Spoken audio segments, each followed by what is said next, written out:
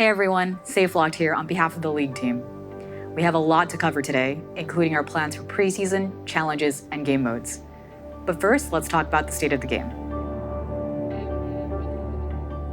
Overall, we're pretty happy with the state of League this season, but before we get into the details, let's dive into a topic that's been pretty popular lately, which is new champion balance. When we look at the data, we actually see that new champions have been pretty balanced on release this year, with the exception of Dr. Mundo. That said, there's more to healthy gameplay than just win rates, and we're still hearing that new champions feel unfair to play against, particularly when it comes to complex abilities or overloaded kits.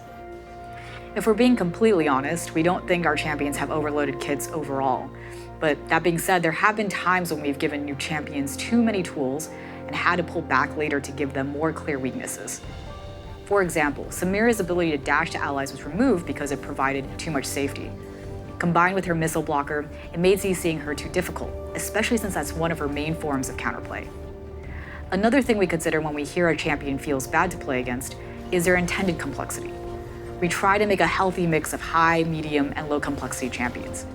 In this way, whether you like mechanical skill expression, point and click simplicity, or something in between, there's a new champion that interests you.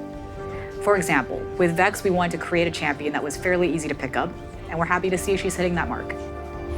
But beyond just how complex a champion is to play, there's also how difficult they are to understand. We want new champions to have unique gameplay, but you shouldn't need a wiki to know how to play with or against them. Learning counterplay is a skill test we do think is important, but knowing what a champ can or can't do shouldn't be a part of it. This clarity is something we haven't always hit the mark on, especially with champions like Aphelios, who not only has a complex kit, but was also lacking UI clarity when he was released. Designing new champions is a constant balance between making something that's exciting, has clear counterplay, and isn't confusing. We're still trying to find that line, but we want to get to a spot where new champions aren't just numerically balanced, but that you all feel they're fair to play against. Beyond new champion releases, this season we've seen a wide variety of picks in every role. We've also seen a healthy improvement in diversity of playstyles across roles, especially in jungle and top lane. Some of this is due to direct champion changes, such as the kit adjustments that enable picks like Jungle Darius, Brand, and Morgana. New items like Anathema's Change and Hullbreaker have also had a positive impact, especially in top lane where we're seeing a ton of champion diversity. And finally, we know that some champion classes have been struggling after the item system update, and we've been working on some solutions to help them out. And this brings us to our plans for preseason. With that, I'm going to hand things off to Brightmoon, who will go more in depth on the upcoming changes. Hey everyone, I'm Brightmoon, the lead producer of gameplay on League of Legends. League is like a house. Sometimes we need to do a big renovation to keep it working well, like when we overhauled the item system. And sometimes we just need to add some new furniture. For this year's preseason, we're sprucing things up with improvements to our existing systems, like items, runes, and the Elemental Rift. Let's start with our plans for items. While some champions and classes have lots of build options, we've still got others that don't feel like they've got a mythic or legendary that really speaks to them. So we're going to be adding some new items and tweaking some others. This will include 2 new mythic items. The first one is a support tank item, perfect for champions that want to get aggressive and charge into the middle of a fight. When you immobilize an enemy champion, all nearby enemies will take increased damage from your team for a short period of time.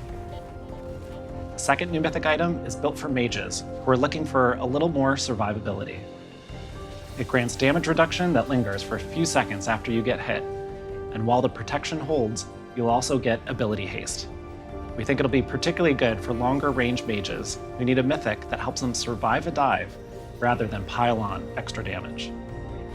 When we updated League's item system, we wanted to give every champion strategic choices in every game. We still think that's the right goal for mythics, but our thinking has changed when it comes to legendary items. We think it's okay if some champions build the same legendary in most games if it's a perfect fit. But we also want you to have plenty of options, which is why we're improving legendaries for mages, assassins, and tanks.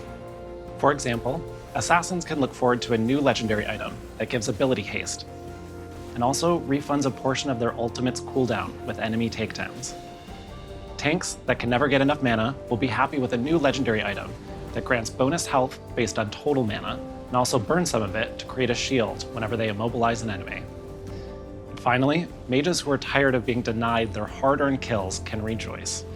They'll be receiving a new legendary that grants magic pen against recently shielded enemies.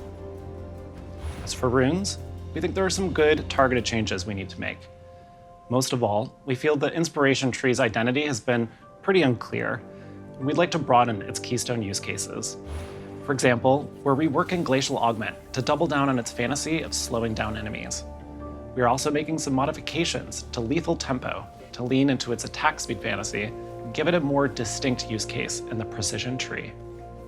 Up next are bounties. Champion bounties give teams who are behind a way to get back into the game without being a straight shot to victory. And this year, we're adding a second way for teams to try and make a comeback. Objective bounties will work like champion bounties, except you cash them in by taking map objectives, like towers or Baron. They ramp up slowly when the enemy team lead grows, and the bounty is shared with your whole team, regardless of who claimed it. Taking objectives really is the best way to come back when you're behind, so we want to help make that a clearer and more rewarding strategy. That said, if a team is really far ahead, objective bounties won't change that. Being the better team should always get you a win, so we'll be watching the new bounty system closely to keep things in check. Finally, let's talk about our biggest addition this preseason, dragons. We really like how each dragon creates unique terrain, grants powerful buffs, and adds more strategy to the mid and late game. So this preseason, we're adding 2 more. Up first is the Hextech Dragon. When your team defeats it, you'll all gain additional ability haste and attack speed. And if you claim the soul, you'll receive a chain slow that works kind of like Static Shiv's passive. When this dragon takes over the rift, it creates Hextech gates that can transport you to set locations across the map. The second dragon joining the party is Hextech's darker sibling, the Chemtech Drake. When you slay it, your team will deal increased damage when your HP is low, letting you turn around those close team fights. This dragon soul provides a second chance at life. Well, sort of. When you die, you'll enter a zombie state, where you can still cast abilities and continue fighting when you'd normally be looking at a gray screen. And when the Chemtech Dragon putrefies the map, it creates camouflage zones in fixed locations. These dragons might seem more impactful than the current ones, and, well, they are. Our goal is to add more unique encounters and meaningful strategy to the mid and late game.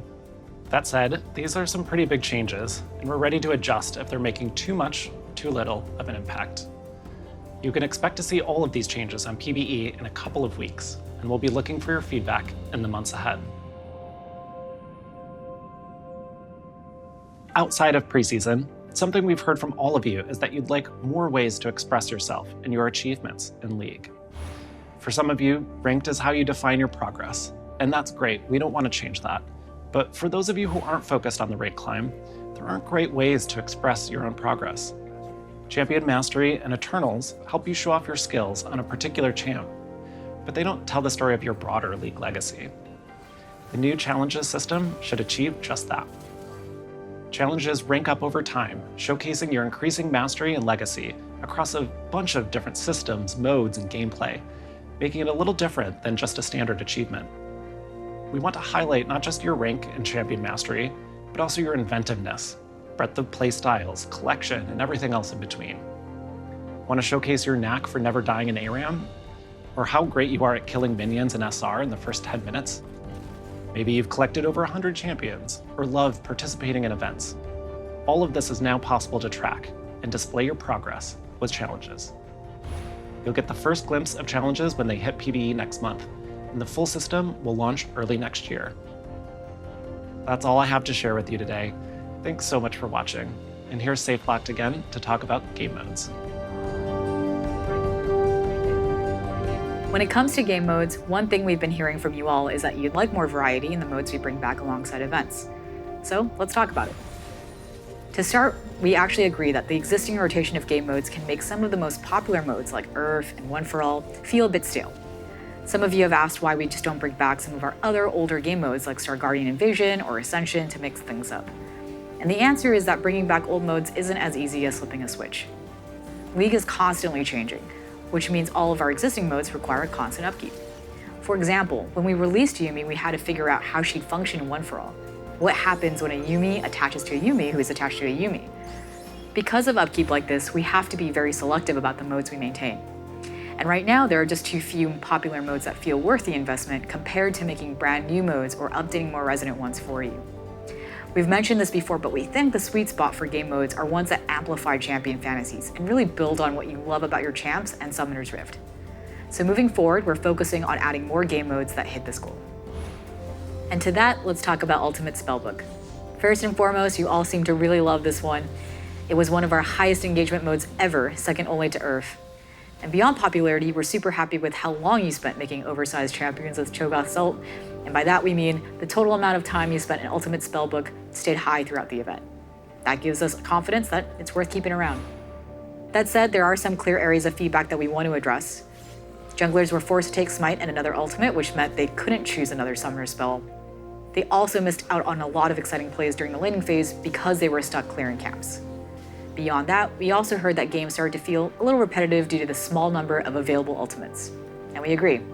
So, this winter we'll be bringing back Ultimate Spellbook with a bigger ult pool. We'll also be making some adjustments for junglers to ensure that your experience in Ultimate Spellbook is just as fun as everyone else's. If you'd like to learn more about our approach to game modes, you can check out the dev blog that's coming out today. That's all we have for today. Thank you so much for watching. We hope you're enjoying Worlds as much as we are, and for any pros watching, once again, please pick a Mumu.